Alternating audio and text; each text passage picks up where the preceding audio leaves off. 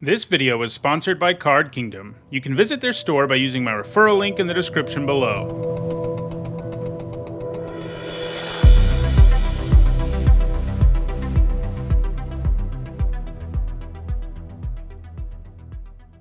Hi everyone, I'm Hone, and it's Monday, so that means it's time for another MTG Top 10, the series where I rank cards based on their historical performance at Magic's highest level of competition. We've been looking at a lot of creature stat lines lately. Most recently I've done lists like 3 mana 1/1s and 2 mana 3/1s, and today we're continuing with that trend with a look at 2 mana 1/3s. 2 mana for a 1/3 creature isn't the greatest deal ever, but it isn't a completely abysmal stat line either. Obviously, it isn't typically an aggressive stat line, but if a 2 mana 1/3 has a decent ability or two, it can pretty easily become a playable card in Constructed, usually in more mid-range or control decks. To be eligible for this list, a card had to have a mana value of 2, power equal to 1, and toughness equal to 3. In all, there are 159 2 mana 1/3s, and in this video, we'll take a look at the 10 that have had the biggest impact on competitive Magic.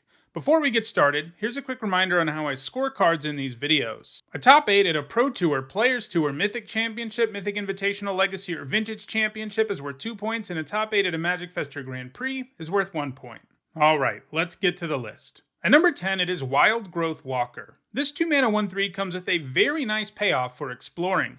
Not only does the walker become increasingly larger, it also gains you a significant amount of life every time you explore, making it difficult for your opponent to ever do enough damage to kill you. There was never really an all-in explore type deck in Standard, but black-green midrange and aggro decks had a definite explore sub-theme, running the walker alongside Jadelight Ranger, Merfolk Branchwalker, and Seeker's Squire. Playing the walker on turn 2 and Ranger on turn 3 was an especially impressive start for the walker, as it usually meant you had paid 2 mana for a 3/5 that gained you 6 life. And you don't need me to tell you that that's a great deal, and that's of course in addition to the upside Explore gives you already. Wild Growth Walker hasn't been played since rotating out of Standard. However, if we ever see the Explore mechanic return on some more impressive cards, I could see the walker putting up some points in a format like Historic. At number 9, I have Baral, Chief of Compliance, a 2 mana 1/3 that reduces the cost of your instant and sorcery spells, and it lets you loot anytime you counter a spell. Obviously, that's a strong thing to have on a 2-drop in control decks, and the cost reduction effect is the kind of thing Storm decks are usually very interested in. Baral is a relatively new card, but already has some significant multi-format success. It was played in standard control decks like Jeskai Approach, Godpharaoh's Gift, and Turbo Fog. It has 2 points in Pioneer, which came in Lotus Field combo decks. It's also seen play in Modern Storm, where it can really help the deck chain more instants and sorceries together, making your Storm count higher. It is also notable that Baral was so oppressive in Brawl that he had to be banned in that format. He's likely to continue to gain points going forward. At number 8, I have Supreme Phantom, a 2 mana 1/3 Spirit Lord that also has flying. That's a ton of value for 2 mana. One of the weird things about this Phantom is that it was printed in a set with barely any other spirits. As a result, it wasn't played at all in Standard, and it wasn't even that good in Limited. Luckily for it though, Bant Spirit decks took off in both Modern and Pioneer, and it's performed quite well in both of those formats. Spirit decks have put up top 8s in both of those formats as recently as 2020, so it wouldn't be too surprising for them to gain some more points in the near future. At number 7, it is Tokatli Honor Guard. This 2 mana 1/3 hates on creatures with enter the battlefield abilities, and you'd be surprised how many decks rely heavily on those. It's gained points in both Historic and Standard, primarily as a sideboard card that could shut down powerful cards like Uro and Venerated Loxodon, along with creatures who explored when they entered the battlefield, among other things. It is pretty likely to continue to be a sideboard card in Historic, so it will probably add some to its score. At number 6, it is Painter's Servant. This 2 mana 1/3 is the kind of card that it's easy to dismiss as just having a cool effect that doesn't really do anything.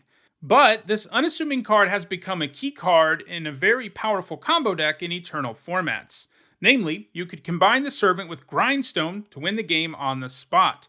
The Servant makes all cards have the same color, including basic lands, so Grindstone now mills an entire library when it's activated. This can be assembled very early on in the game without a whole lot of difficulty.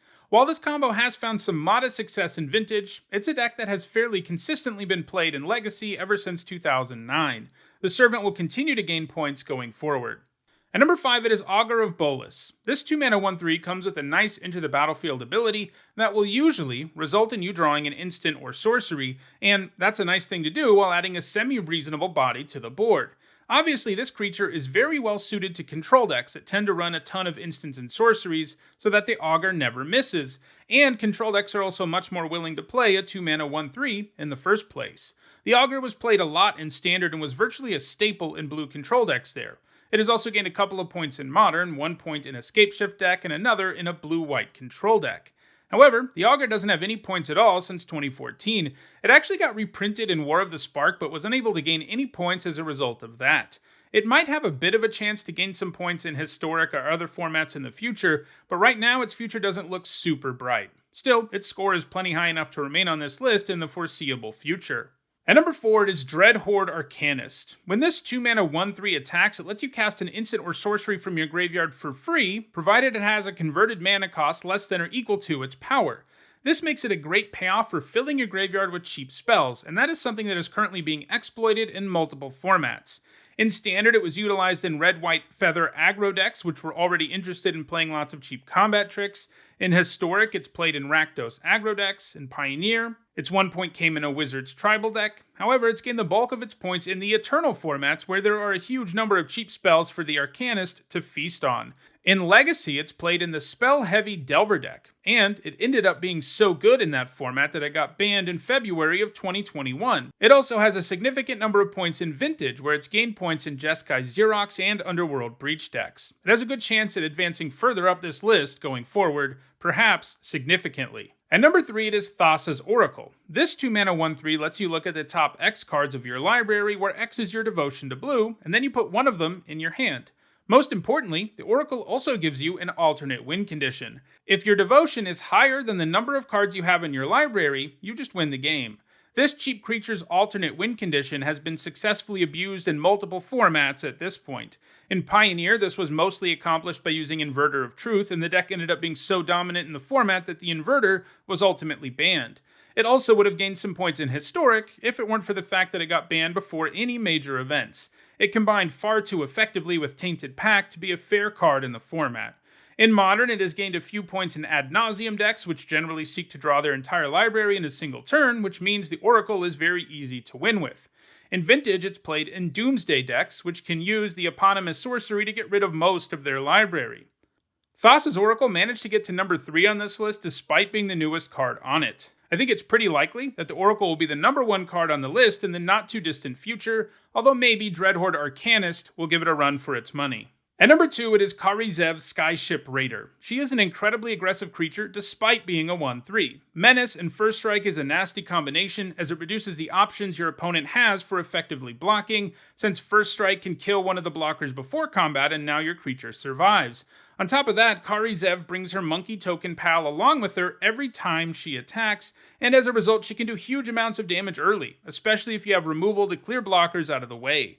It began its time in Standard as part of Ramanop Red aggro and continued to see play in the post-banning version of the deck, which was then mostly just called Red Deck Wins. Near the end of her time in Standard, she also saw play in Rakdos aggro. She's gained a few points in Pioneer too, where she has played in that format's version of Red Deck Wins. However, she has slowed down significantly since rotating out of Standard, and cards like Dread Hoard Arcanist and Thassa's Oracle are likely to eventually pass it. At number 1, it is Arashin Cleric, the kind of number 1 probably no one predicted. This 2-mana 1/3 gains you 3 life when it enters the battlefield, and yeah, that's it. This is the kind of card where the context of the format really matters. It existed in a Standard with a lot of aggro decks, and those decks ran lots of 2/1s and 2/2s. The Cleric lined up great as a blocker for those creatures, and the life it gained you often amounted to your aggro opponent needing to use an additional card to kill you before you stabilized. As its massive score indicates, it was really heavily played in the format, both in the sideboard and the main deck of control and combo decks. This definitely isn't the kind of card you would expect to be a white staple in Standard, but it was. That said, it hasn't gained a single point since rotating, and it's incredibly likely it ever will. Thassa's Oracle and Dread Hoard Arcanist are likely coming for the top couple of spots on this list in the long run. Those are the 10 2-mana 1/3s who've left the biggest impact on competitive Magic. If you're in the market for some 2-mana 1/3s, check out the description where you can find direct Card Kingdom links for every single card that was in this video. If you enjoyed this video, do me a favor and like it and share it so that others can enjoy it too. If you want to make sure you catch future MTG Top 10s, don't forget to subscribe and turn on notifications. If you want to catch up on the almost 400 MTG Top 10s I've already done, including several more on creature stat lines, you should see some playlists on your screen shortly. Also, if you like this YouTube channel, consider subscribing to my other one, Need to Hone History, where I talk about real-world history. Thanks for watching.